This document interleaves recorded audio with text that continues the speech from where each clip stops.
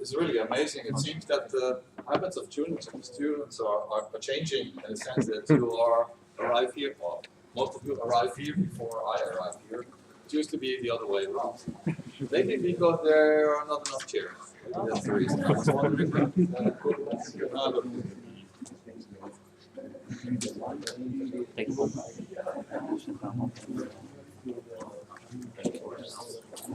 don't ask officially for chairs because that's what we forbidden.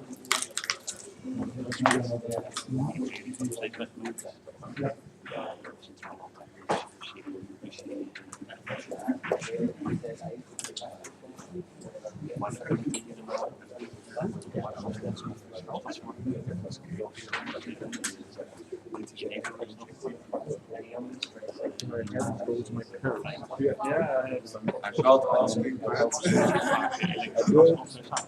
do you have chairs?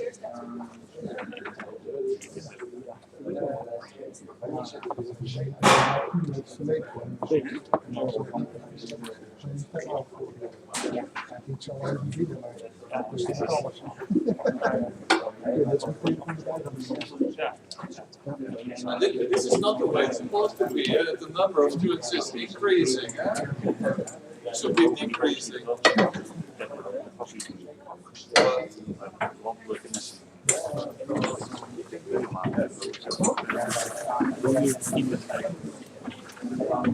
I think everyone is excited with the visit in the lab. That's why they are increasing the number.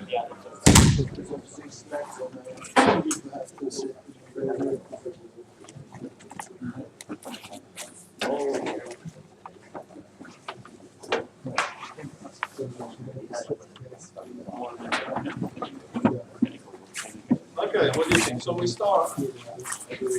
It's a bit warm. Is it closed? Is it closed? I didn't do that on purpose, huh? No, really, I didn't want. You didn't think so? Okay.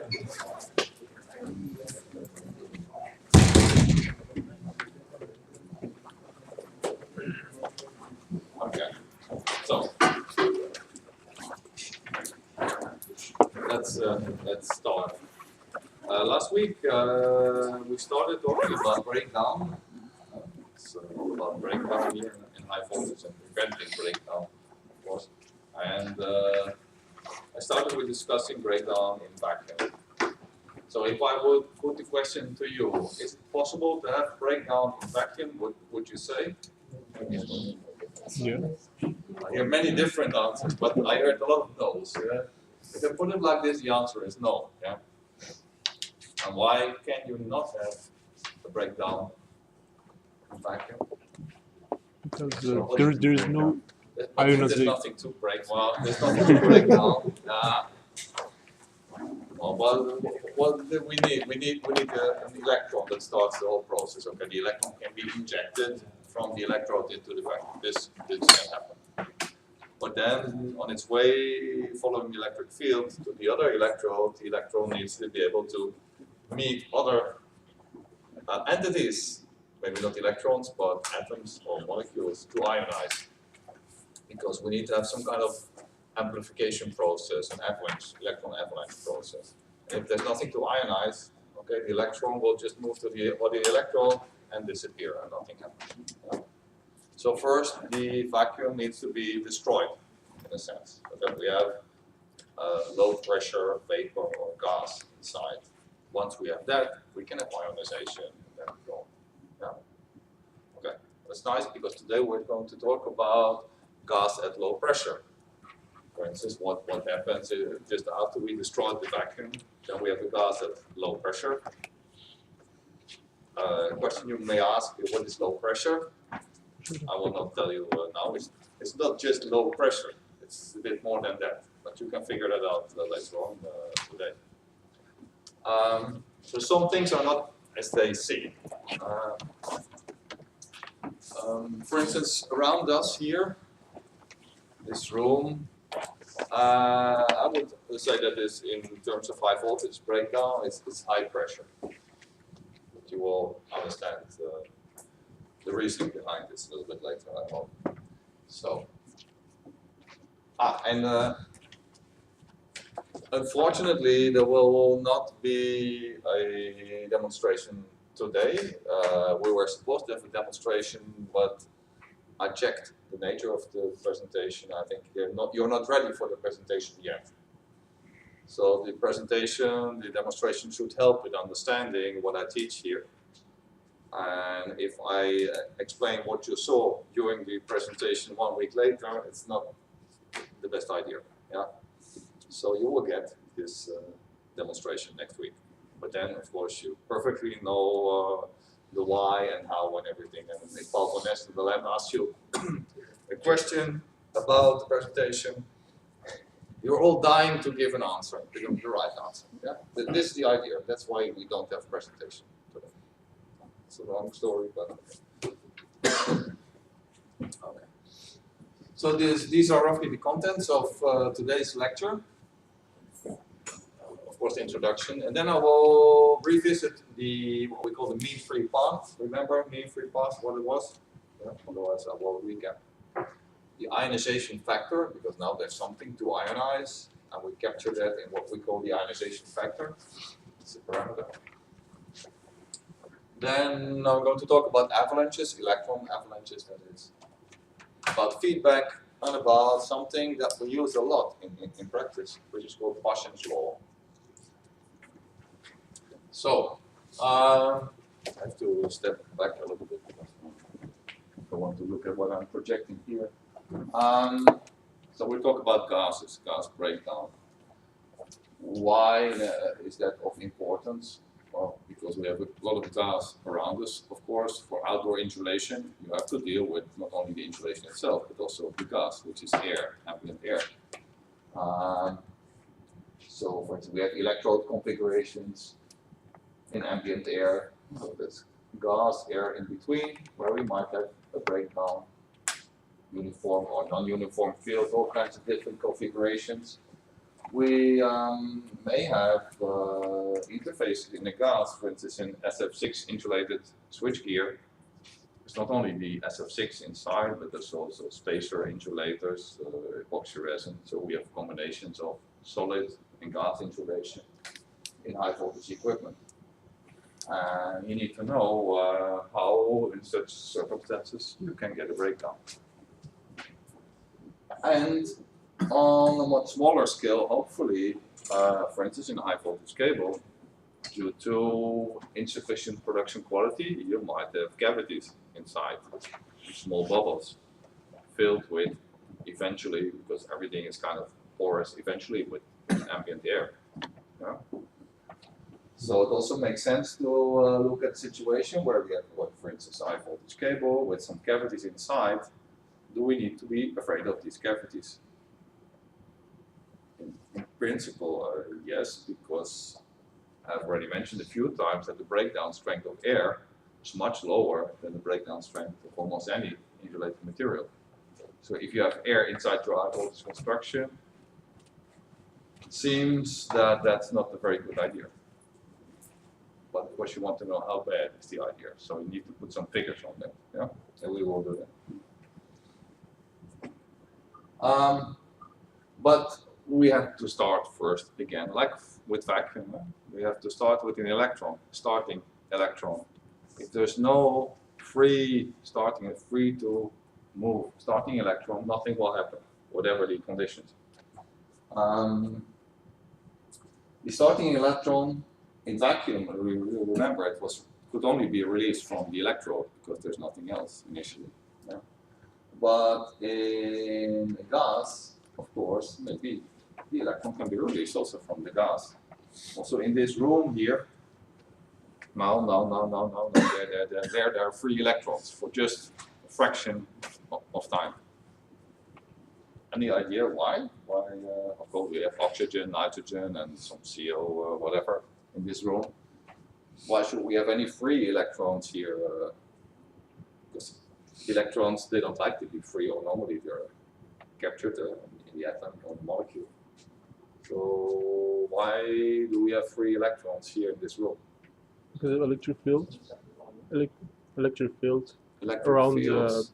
electrical devices. Yeah, but for instance, the projector there, it creates also some magnetic field, I guess, because there's a current there, and there's also a voltage, a low voltage, that creates some electric field. But does this low electric field create any free electrons?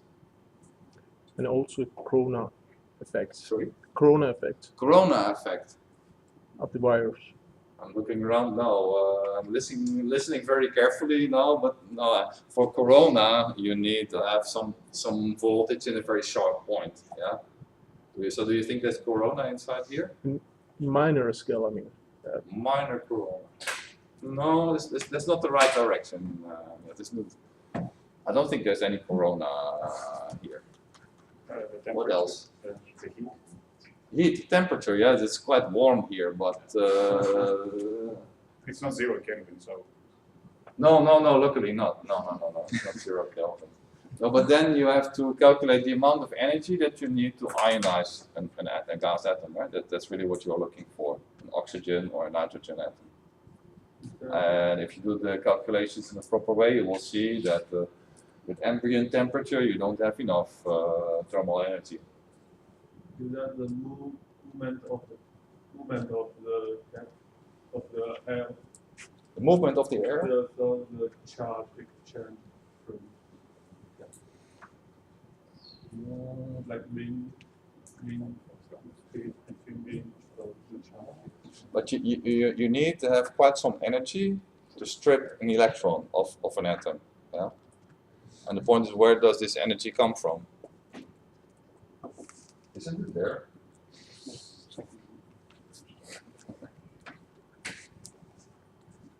The second bullet.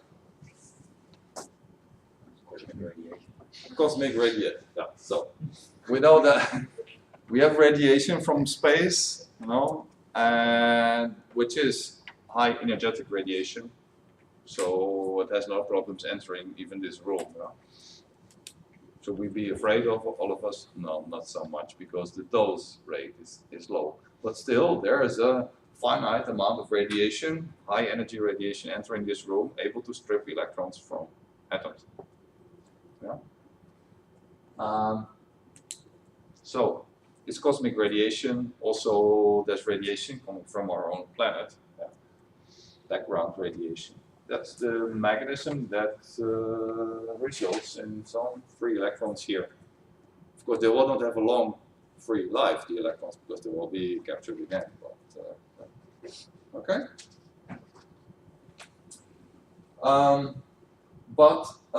There's a point that there's only a limited amount of radiation.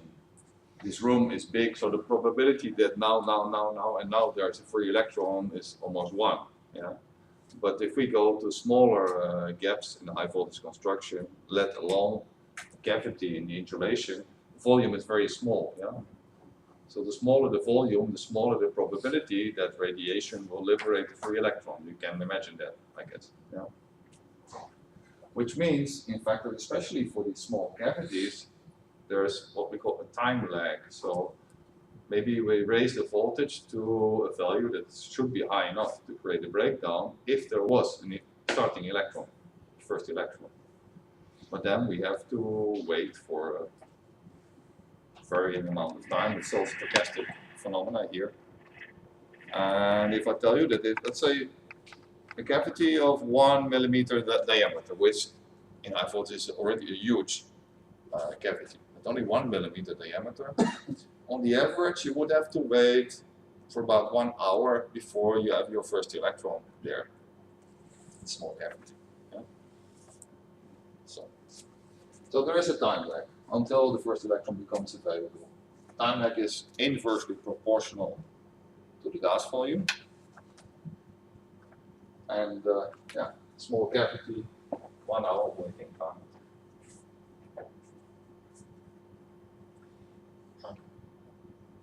So let us suppose that we have this first free electron, which can now be accelerated. This is what we need. Why is it accelerated? Because we have an electric field. This is what the electric field is doing. This is also the reason why it's not so much the voltage, but the electric field that we have to focus on. The electric field gives energy to an electron, and the electron is accelerated once it bumps into another species that can ionize this species. It's the electric field that supplies the energy for this process, for the breakdown.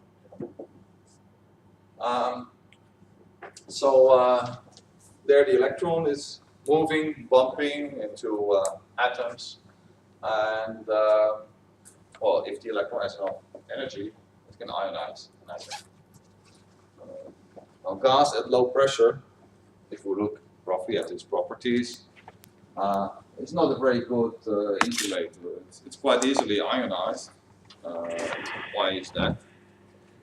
Because the mean free path, lambda, remember last time, the average length an electron can move before colliding with any species.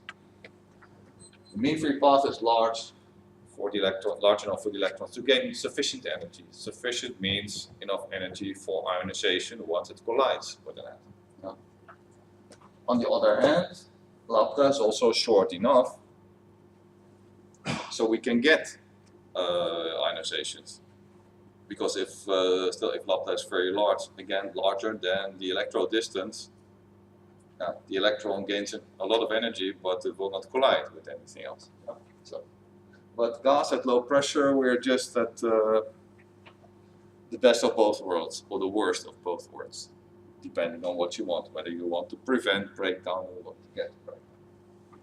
Now lambda, this average, or this mean free path, depends on the gas density, so the number of molecules per cubic meter, and on the size of the gas molecules, yeah? Which makes sense, I guess. Yeah? Again, some revisit of the mean free path. Vacuum lambda is about 400 meters, which would prevent breakdown in any case. 1 millibar, we go down to 0.4 millimeters. So in that case, if we get to 1 millibar, okay.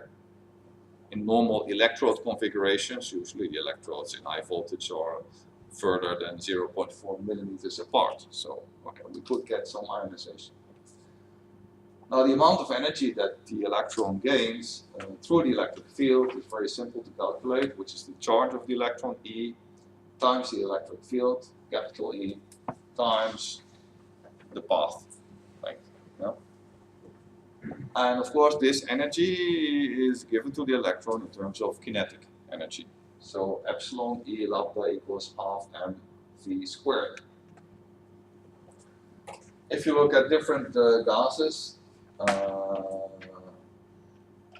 that we can deal with, hydrogen seems interesting because it's the smallest atom. It will give you also the largest mean free path at the given pressure. Yeah. SF6 is a huge molecule. It's really very big. So at the same density, it will give you a much shorter mean free path because of its size. So you see the order here. Now, when an electron bumps into an atom, you know that many things can happen. You can have elastic collision. So what happens? The electron loses only a small fraction of its energy, and the atom maybe it changes its direction of movement, or maybe it gains speed a little bit, and because the electron is very low in weight. We can have an inelastic collision, and then we have a number of possibilities. One is that the atom in the gas is excited, it's brought to a higher energy state, and after a short time the atom falls back into its ground state. And in doing so, usually a photon is emitted. Because an atom in an excited state is not very stable, it will not live for a very long time. So in a very short time it will fall back to its ground state, ground energy state, through emitting a photon. If you write it down, you get something like this. Atom plus electron gets excited state plus electron, and the excited state goes back to the ground level state with some radiation with a photon. If the electron gains even more energy, then it is able to ionize, because for ionization you need more energy than for excitation. So the atom is excited at an even higher energy level, and now an electron is stripped of the atom. Atom plus electron gives you positive ion now, plus 2 electrons. And that's what we need for the avalanche process. How much energy do we need for this? I hope you can still read it with the sunshine. But, not so much I can do here. Here you see again a number of different gases, plus their excitation energies and the ionization energies in electron volts that's usually specified. So you see that always the ionization energy is larger than the excitation energy. It's the way it should. Now, how can we ionize these atoms? Well, for instance, through radiation, background radiation. Remember, we can strip off an electron from an atom. So, what kind of radiation do we need? For instance, to ionize nitrogen, infrared is not enough. Visible light is not enough. Visible light is not enough for all of them. Yeah, you see that? So, with visible light, we can never ionize the atoms around us. We have to go all the way to at least ultraviolet. If we go to very short wavelengths, very high energetic ultraviolet, okay, then we can ionize atoms. But we need to have ultraviolet radiation at the lower, at the lower wavelength. That is, of course, X-ray and gamma radiation, they can do the job always for you. Yeah. We have 3 types, roughly, of ionization. At least we are going to discuss only 3 types. One is thermal ionization, so the energy to create ionization comes from thermal processes. What you need, as we saw for vacuum, very high temperatures, 1000 Kelvin at the least, so that's quite a high temperature. Photoionization, in case that the photon energy is larger than the ionization energy of the gas. So it means really ultraviolet, very strong ultraviolet radiation, for instance. And we have collision ionization, it's in the word. So an electron collides with sufficient kinetic energy into an atom or molecule and is able to ionize the molecule. And that's the kind of ionization we will focus on. Okay, to make any calculations on the formation of electron avalanche, we introduce what we call the ionization factor alpha. And alpha is defined as the number of ionizations per centimeter in the direction of the electric field.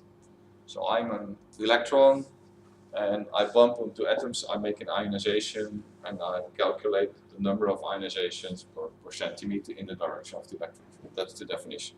Yeah. Alpha is, you should not be surprised about that, is proportional to the number of collisions, evidently. Yeah. The more collisions, the more ionizations. So it's also proportional to the gas pressure. So alpha is proportional to P. And alpha also increases with the energy, the kinetic energy of the colliding electron, of course. Yeah. So what is the energy of the colliding electron? This is the energy. We know that the mean free path is proportional to 1 over pressure. Yeah. So the higher the pressure, the smaller the mean free path. So in other words, the energy, the electron, is related to electric field divided by pressure. Because the higher the pressure, yeah, the less energy the electron can gain between 2 collisions. Yeah. And finally, we get alpha. This one is a function of E over the pressure. So alpha is related to the amount of energy, which is electric field. Yeah. But alpha is also related to the pressure. The higher the pressure, the smaller the mean free path, so the smaller the energy. But also the higher the probability that the electron will have a chance to ionize. So P works in two directions. See that? Is this clear, or is this too, yeah? Yeah? Okay, good. So if you combine these proportionalities, we get this relation here. So now you see that the pressure indeed is here and here. So increasing pressure will increase alpha, but also will decrease alpha. So there's probably is some kind of optimum or minimum or maximum there to be found. Yeah. And indeed, well, not yet. Goes first. I have to introduce something that is the attachment factor, because in, for instance, in ambient air here, so we have this alpha factor, ionization factor, but there's also oxygen here, in fact, in this room, hopefully, presumably, and oxygen has a tendency to capture electrons. So electrons are being liberated, as I'm ionizing now, but electrons are also captured to a certain degree by oxygen. So, and that is what we call attachment. So electrons are attached again to molecules, so we lose them. So finally, we can define what we call an effective ionization coefficient, which is alpha minus eta. So if we are in a gas, for instance, if we are in pure nitrogen, nitrogen is not electronegative. So in nitrogen, the effective ionization coefficient is equal to the ionization coefficient. SF6 is totally different. SF6 is very, very electronegative. So in SF6, this is also one of the reasons why it's a good insulating gas, because it's very hard to get any effective ionization, because any free electrons will be captured by the SF6 gas almost immediately. Okay, so the ionization factor is a function of pressure, as we saw, and in fact, this is roughly the function that we found experimentally, where you see it's exponential here. P is here, P is also here with a minus in the exponent. So here it means increase in pressure will decrease alpha. P here means increase in pressure will increase alpha. Yeah. So you see P works in two ways. There are two constants, A and B, because this is a more or less general equation that can be used for many different gases. So these values A and B, they are given for different kinds of gases. For SF6 or oxygen or nitrogen or anything. Yeah? But it works quite nicely. For instance, air 20 degrees, A equals 14.6. What is that? Torr. Pressure. Yes, it's pressure. But what is it? Do you know this unit, Torr? Yeah. Anybody knows this unit? You know it. Ah, good. Sorry? Yeah. Are you from Italy? That guy was from Italy, yeah? Torricelli? Yeah, this Torricelli's tube or whatever it is, and so it's yeah. It's a very old unit, but in gas breakdown literature you find it a lot. Of course, you can convert it into Pascal if you want. Although I wouldn't be able to do it just like that here, but of course it can be done. Yeah. So it's you know the conversion rate, all right? Wow. Okay. Well, he knows. There's the guy there in the back in the corner there. He knows. Okay. But anyway, you see that apparently for air, but we have to specify the temperature. we have these two constants here, but only if E divided by P is between 100 and 800 volt per centimeter per torque. Yeah. So apparently, for different ranges in the electric field over pressure, we have different values of the constants. Yeah. I see here. I didn't see this. Of course, you already saw this here. It's the weird thing about standing here. You don't see that. At least I don't. So okay, let's move on with this. If you would plot that behavior, alpha as a function of pressure, indeed, you see there's a maximum. You know? Because P is in the numerator and denominator, if you like, so there should be a maximum. So for the small pressures, we have a huge mean free path. So the amount of energy that an electron can gain is huge. And this increases the probability of having an ionization once you have a collision. To the right here, okay, the pressure is so high that lambda, the mean free path, becomes very small. So this electron will meet many atoms, but not enough energy. Yeah, that's the way how to explain this. Okay, we want to convert this whole idea, this thing, into something that tells us something about breakdown, because you cannot work in practice in designing things only with the ionization factor. They would look at you in a little bit funny way, because it's about breakdown. So how does that relate to breakdown? We will get to that. First, a bit more about these electron avalanches. So now we suppose we have some ionization factor which is larger than 0, so there's a net ionization. And let us have a look at the following situation. We have two electrodes, one here and one here. The left electrode is at negative potential. And we assume that all the initial electrons, the starting electron, they are coming from here. Let's assume that they all start there, just to make it simple, first approach. And then these electrons, they move in the electric field, so from here to here. With a certain ionization factor, the number of electrons increases while the first electron moves from here to here. And usually this is depicted like this. These are positive signs here, so these are the positive ions that the electron leaves behind. On its way from here to here, we get more and more electrons. You see that? Exponential increase, in fact, leaving behind all the positive ions. The interesting thing is that ions are quite a bit more heavy than electrons, of course. So while the electrons are moving very fast, the positive ions, they are almost like standing still there. So that's why you get this exponential increase of the population of positive ions there in the tail.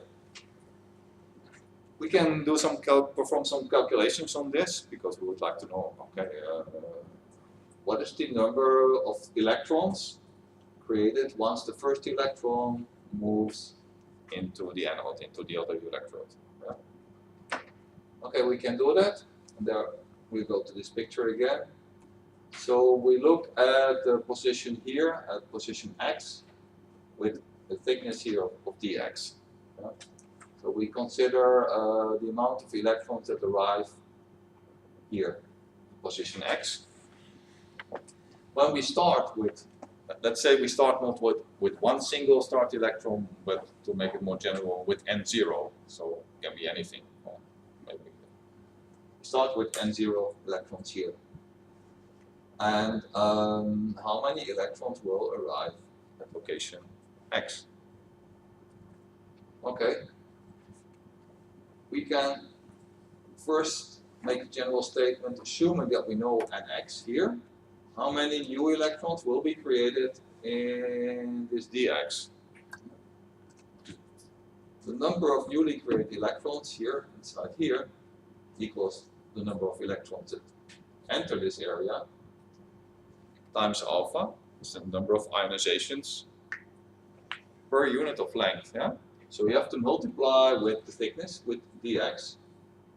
So then we have the number of newly created electrons in a slab with thickness dx. Yeah? If it's totally fuzzy, raise your hand, please.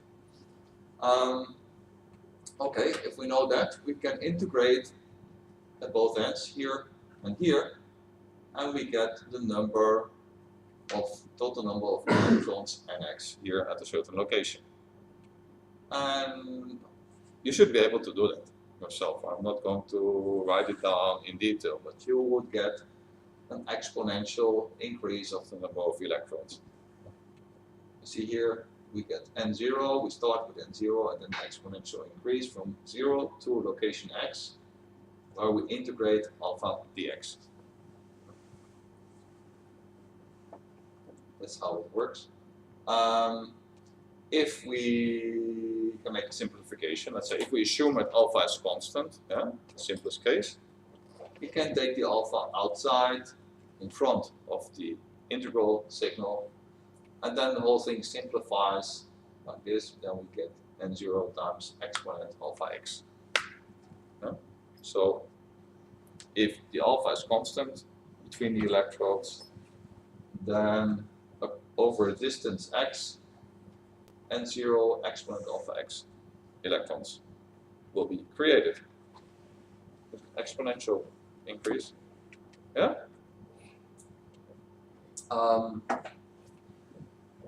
So consequently, if you start with n0, this is the number of electrons that will arrive at the distance d at the other end. If d is the electrode distance. So this is in high voltage a kind of equation that you will see quite often, because it tells you the amount of charge carriers created by a single electron or by a number of starting electrons. Do we have a breakdown yet with this? Not yet, because we can have one such avalanche which finally moves into the anode, at least the electrons, the ions, which are rather slowly, but they move in this direction, and then it's like nothing has happened. All the charge carriers are gone. So this is not really what we call a breakdown, maybe a short current pulse or whatever, but it's not a breakdown. Breakdown makes you think of something else. Yeah? So there's still something missing here, but we'll get to that, of course. Here's some pictures. Really nice, very old, I think. These pictures are from the 20s maybe, or the 30s. Yeah? So quite old, but people were quite smart at that time. So these are not normal photographs. The way these pictures were made, so maybe first describe what you see here. This is the cathode, the negative electrode, here's the anode. This is time, going from here to here. And whatever you see here is, let's say, kind of a picture of the ionized region. How did they make this visible at the time? They had, of course, an electrode configuration in a tank with supersaturized air. Yeah? So a very high humidity. So an air at very high humidity only needs this to create a very small water droplet. So imagine that there's an electron going through this tank. The moment it ionizes something, it creates also a water droplet. So what you see here are really water droplets created by electrons or by collisions. Quite smart, huh? Nobody's doing it that way, of course, anymore, because now we have very sensitive cameras, so we can see the light. But they were able to get a pretty good picture of how such an avalanche looks like. Yeah? Like that. As I said just before, avalanches in themselves do not cause a breakdown, such not necessary. We need what we call a feedback process. I think I mentioned this last time also, otherwise I will repeat today. So what do we mean by feedback process? In order to get a full breakdown, we need what we call a self-sustained discharge process. So a process that will sustain itself. So maybe, I suppose it's a bit crazy idea, but I put there the first electron, yeah, then I look, as the electron is accelerated, creates ionization, but then finally all the electrons move into the electrode and the thing stops. But if I would keep putting there new electrons, every time the avalanche moves into the electrode, it's more like a continuous process. Yeah? And this comes much closer to a breakdown. Of course, I should not be the one putting there the starting electron, but imagine that the avalanche itself creates the new starting electrons. Then it becomes, what we say, self-sustained. Yeah?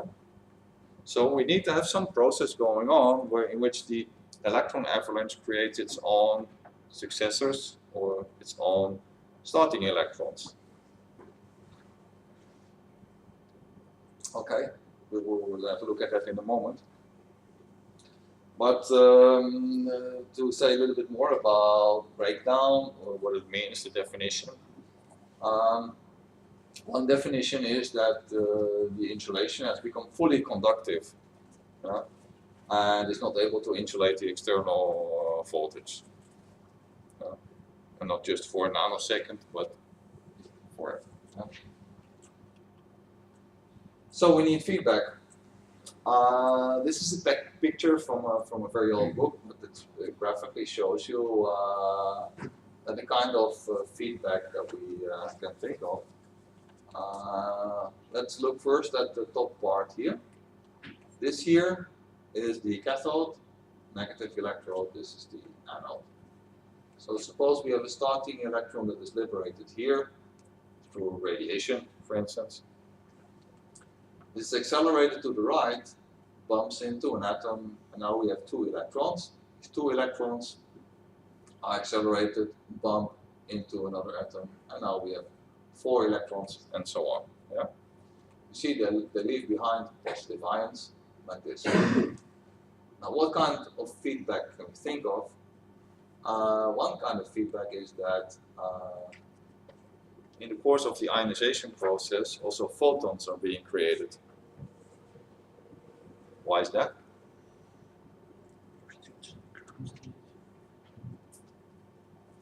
It's just one of my statements, but yeah. Because the electron didn't have enough energy to ionize, so it's just in between it. The atom is getting excited and liberates a photon. Yeah, exactly. Okay, once you have to imagine that this is all stochastics. Yeah? So, which means that the electrons involved here in the avalanche process, they have an energy distribution. So some of them have enough energy to ionize atoms, but if you have, then for sure you have some electrons in the energy tail, as we call it, that have less energy, but they can still excite atoms. You know? And an excited atom falls back to the ground state by emitting a photon. Yeah? So if you have a process of ionization, for sure you have also these slow electrons that are able to create photons. Yeah? Not the other way around. Yeah? So we have photons in this whole process. Photons. Of course, these photons go in all directions. Yeah? Some of these photons, though, they will go in the direction of the cathode, and they may liberate a photoelectron. If the energy is large enough of the photon, we can have an electron liberated from the cathode, and this electron can serve again as a starting electron, and there we have our feedback. You know? Another type of feedback is due to the fact that these positive ions, they move slowly but surely towards the cathode. At some point in time, they bump into the cathode with some energy, kinetic energy. If the kinetic energy is large enough, again, an electron can be emitted. So we can have two types of feedback, one through photons hitting the cathode, the other one is positive ions hitting the cathode. Yeah? There's a difference in speed, of course, and you will see that in a moment. Photons, of course, are orders of magnitude faster than positive ions. Okay, let's have a closer look first at these positive ions, how they create feedback. Let us suppose that one ion, when it creates gamma new electrons at the cathode. And gamma for air, roughly, is about 10 to the minus 2. It's not so important. The magnetism is more important. So, if we have n0 times exponent alpha d electrons in an avalanche, if we start with n0 starting electrons, when they arrive at the other end, we have this exponential growth. So this is the total number of electrons that is being produced in one avalanche. Yeah? How many positive ions do we have there? That looks a bit weird. Or? No? Why is it not weird? You have to subtract The starting electrons you have to subtract, of course. Yeah? So you have to subtract n0, that's what you do. So you have slightly less ions than you have electrons. Now, these ions, how many new electrons do they create? Well, let's say they create, I can't hardly see it myself, that's gamma here. Gamma times this number of new electrons. Now, let's simplify this whole term in, let's say that's Q. So we have Q secondary electrons from the first avalanche. Okay, so we start off with n0 starting electrons, and then this is the number of new starting electrons to the first avalanche. Yeah? Or Q times that number. This Q times the number of new starting electrons will give you again in the next avalanche Q squared, then Q to the third, and then so on. The process is moving on. Yeah. So finally, how many electrons are produced in total? So we start with n0, then we have n0 times Q plus n0 times Q squared, and so on. So this is a row, and if Q is much smaller than 1, we can say, okay, the total number, all of this together, is roughly equal to this. N0 divided by 1 minus Q. Again, Q is the number of secondary electrons at the cathode due to one avalanche. There's always something interesting when in the denominator you have something that maybe can reach 0. Yeah? If Q gets close to 1, it's feedback on. You see what's happening, yeah? The whole thing explodes.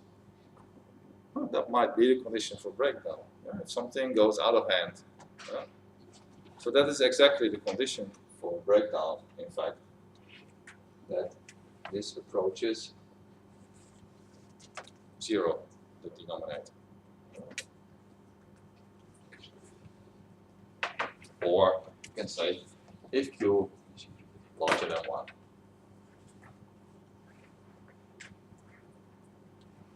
Remember, this was Q, yeah? So Q larger than 1 means really this factor larger than 1. And this can be rewritten as, take the logarithm on both sides, alpha d should be larger than this factor. Yeah. Should also all be very logical if you do that. And let us have a look at how the process of avalanche formation would look like if you would measure the current of the avalanches in time for different values of Q, of this feedback coefficient. First here to the left, so this is time, and this is the current, or the avalanche current. So we have this exponential increase of the current, go back to 0, then we get a follower here, but you see the whole thing dies out. And that is the case if Q is smaller than 1. We get feedback, but It's kind of self-sustaining, but it is dying out slowly. If Q equals 1, exactly 1, you see you get some kind of a constant current. Yeah? Of course, in real life, this would never happen. Q would never be exactly equal to 1. So for sure, at some point in time, it will be larger than 1 in that case, and then this is what happens. See, the whole thing will go out of hand. Get more and more and more, or the next avalanche will become larger and larger and larger and larger. So that's really the condition for breakdown. So you need this feedback. You need a certain amount of feedback in order to make the thing go out of hand. I think looking at some of you, we need a break now. I'm not looking at anybody in particular here. Let us continue 4:45. Okay? Get some fresh air as well, because it's high ventilation, but I don't really feel that.